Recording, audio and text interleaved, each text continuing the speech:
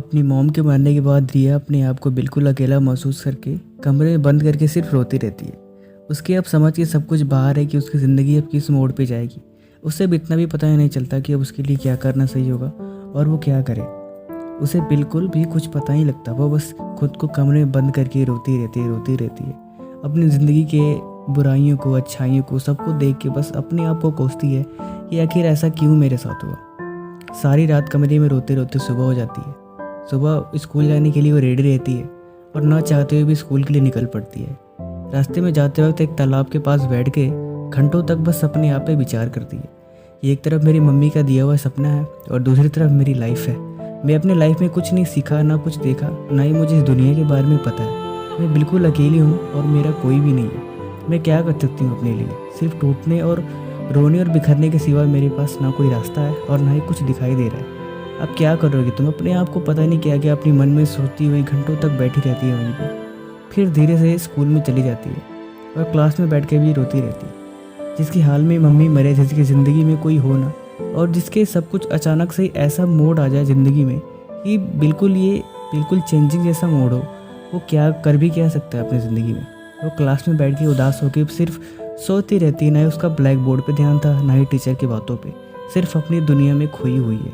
Teacher उसको देख के बोलते हैं, क्या बात है रिया, क्यों परेशान हो? रिया उसे सब कुछ बताती है कि ऐसी ऐसी बात है, मेरा कोई नहीं है। मेरी मम्मी थी, वो चली गई घर पे की, और दादी मम्मा रहती हैं और वो भी काफ़ी बूढ़ी हैं और मुझे कुछ समझ में नहीं आता। वो टीचर को सारी बातें बता देती है। टीचर उसे बोलते हैं कि चलो आओ, मैं तुम्हें किसी से मिलवाता हूँ। वो मैडम के पास लेके जाते हैं और मैडम को सारी बात बताते हैं कि मैडम ये रिया है, मिलिए इनसे। मैडम रिया को एक काम में बैठाती हैं और बोलती हैं, बैठो रिया, अब बताओ क्या बात है। रिया मैडम को सारी बातें बताती है कि मैडम मेरे पास सिर्फ एक सपना है। मेरी मम्मा कहती थी कि तुम्हें बड़ा होकर डॉक्टर बनना है और ये मेरी इच्छा है कि मैं भी किसी लोगों का दुख को दूर करूं।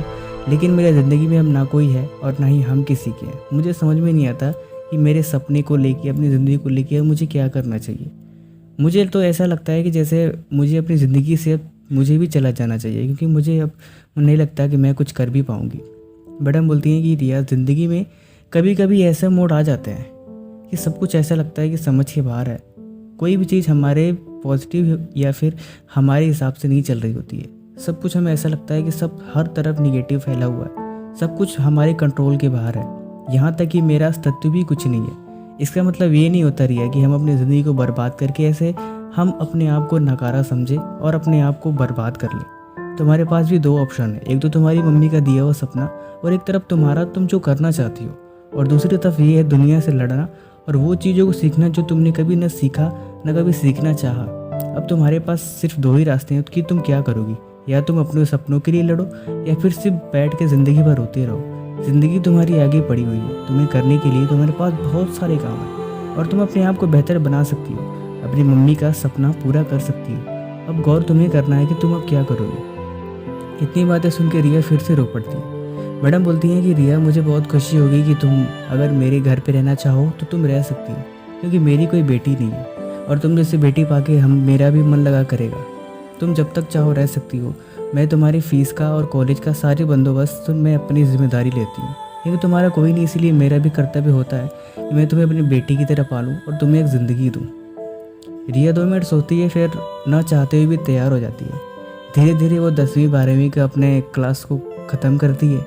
अब धीरे से उसका मेडिकल में भी एडमिशन हो जाता है। मैडम सारी खर्चे उसके चला लेती है। अब रिया काफ़ी बड़ी हो गई है अपने ज़िंदगी से, अपनी जिम्मेदारियों से। उसने बहुत सारी चीज़ें सीखी है और बहुत सारी लोगों को भी समझी है। अब उसके पास करने के लिए बहुत कुछ है और जीने के लिए बहुत कुछ है। अब वो अपनी ज़िंदगी में खुश है। लेकिन एक बात उसे ये सताई जा रही थी कि उसने अपनी दादी को और अपने घर को छोड़ के उसने सही नहीं किया। उसे लगता है कि किसी दूसरे कंधे पे अपनी जिम्मेदारी डालना अब ये सही नहीं है, क्योंकि अब वो बड़ी हो चुकी है और उसे अपने अब समझ है।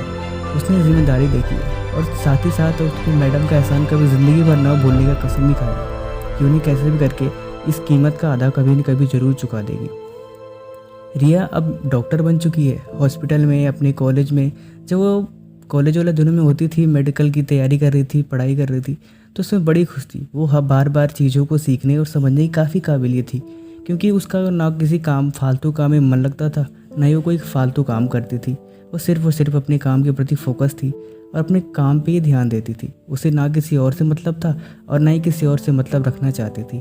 उसे सिर्फ प्यार था तो अपने काम से और अपनी जीत से। वो चाहती थी कि मैं जल्दी से डॉक्टर बन के लोगों की तकलीफ़ों को दूर करके अपना ज़िंदगी में सफल हो पाऊँ और अपनी कामयाबी को छू पाऊँ। धीरे धीरे समय बीतता गया। उसका जुनून और उसका यही लगन एक दिन से सफल डॉक्टर बना दिया। आज वो अपनी ज़िंदगी में खुश है और वो मैडम से आके बोली, मैडम मैं अब अपने घर जाना चाहती हूँ। मैं चाहती हूँ कि मैं अपने दादी के साथ अपने परिवार के साथ रहूँ, क्योंकि अब मेरे पास भी जिम्मेदारी है और मेरा भी एक परिवार है। ये हॉस्पिटल अब मेरा घर है और यहाँ पे रहने वाले बहुत सारे लोग हैं। मुझे ज़िंदगी में जीने का एक मकसद है। यहाँ पे मैं करोड़ों लोगों की, लाखों लोगों की जानें बचा के अपने को दुआओं से ग्रसित कर सकती हूँ और अपने लिए काफ़ी दुआओं की विश कर सकती हूँ।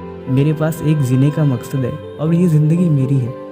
आपका बहुत बहुत इस बात के लिए धन्यवाद कि आपने मुझे एक नई राह दिखाई, एक नई ज़िंदगी दी। इसका एहसान मैं इस ज़िंदगी में कभी नहीं भूलूंगी। इतना कह के वो अपने घर को चली जाती है। आज रिया बहुत खुश है और अपनी ज़िंदगी को लेके काफ़ी खुशनुमा भी है कि कभी कभी ज़िंदगी अंधकार से ज़रूर हो जाती है, लेकिन इसका मतलब ये नहीं होता कि हम अपने आप को बिल्कुल तोड़ दें और बिखर जाएं।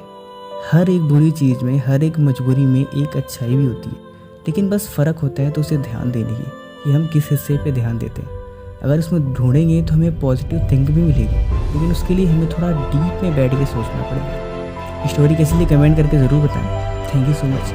और एक सेशन और है, अगर आपके पास भी कोई स्टोरी है तो आप मुझे कमेंट करके या फिर फेसबुक या इंस्टा पे वो मुझे ज़रूर मैसेज करें। अगर आपकी स्टोरी अच्छी लगी तो मैं कोशिश करूँगा कि अगली वीडियो में मैं आपकी स्टोरी को अपने द्वारा उसे मॉडिफाई करके आपके सामने प्रकट करूँ, जो हज़ारों लोगों के दिलों में एक काफ़ी मोटिवेशन की तरह काम करे। क्योंकि अच्छा लगता है कि अगर हमें पॉजिटिव चीज़ें मिलती हो या फिर कोई हौसला देने वाली चीज़ें मिलती है तो हम अपनी ज़िंदगी को और बेहतर से और अच्छे से उस काम में मन लगा सकते हैं।